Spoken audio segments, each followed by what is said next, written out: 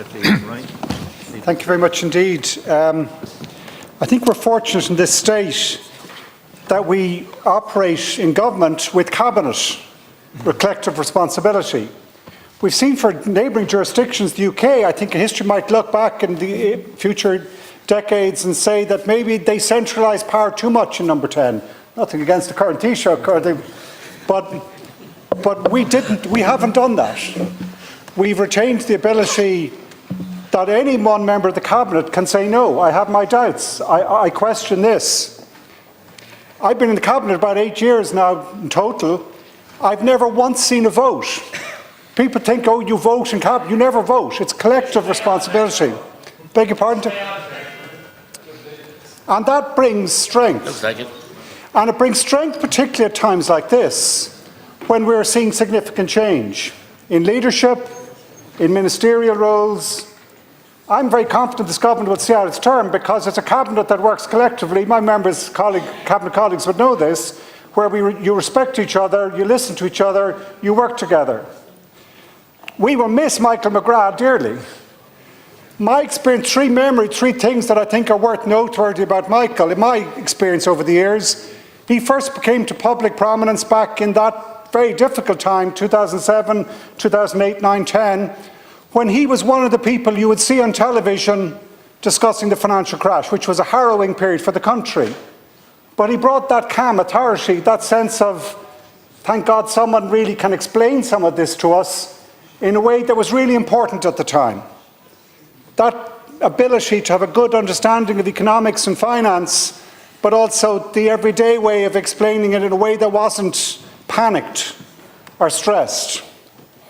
Secondly, I think history will be really kind in looking at that period during COVID and during the Ukrainian war, where we had a real cost of living crisis, that collectively with Pascal, particularly the two together, were able to put in place hugely significant financial transfers to protect our people, to support businesses, to provide social welfare and other increases, a huge stimulus which was economically difficult. Had you said beforehand all those billions were going to be deployed, people would have said that's not going to happen. But it did, because the two together managed our public finances in a way that saw us through a very difficult economic period, and not just economic, every very difficult period for the country. Thirdly, and perhaps most importantly, in the last 2 years in his role as Minister of Finance, he has set us on a course where we do invest into the future Ireland funds that protect us from what's cursed this country over the decades is boom and bust, is not being able to do counter-cyclical investments. And what he and Pascal have done, but yourself, particularly as Minister of Finance, Michael, in setting up those future funds is going to be hugely important. We will miss him, but we will benefit from him being, our whole union will benefit from him being in Brussels, where I expect the Green New Deal to be at the centre of the future economic strategy. It's our only competitiveness play, it's our only way of getting security, it's the only way of addressing the biggest ecological crisis challenge of our time. Jack, and myself, well, Jack, first of all, my first memory of Jack Chambers is the fact that in effect he was replacing Brian Lenihan. They're not small boots to fill.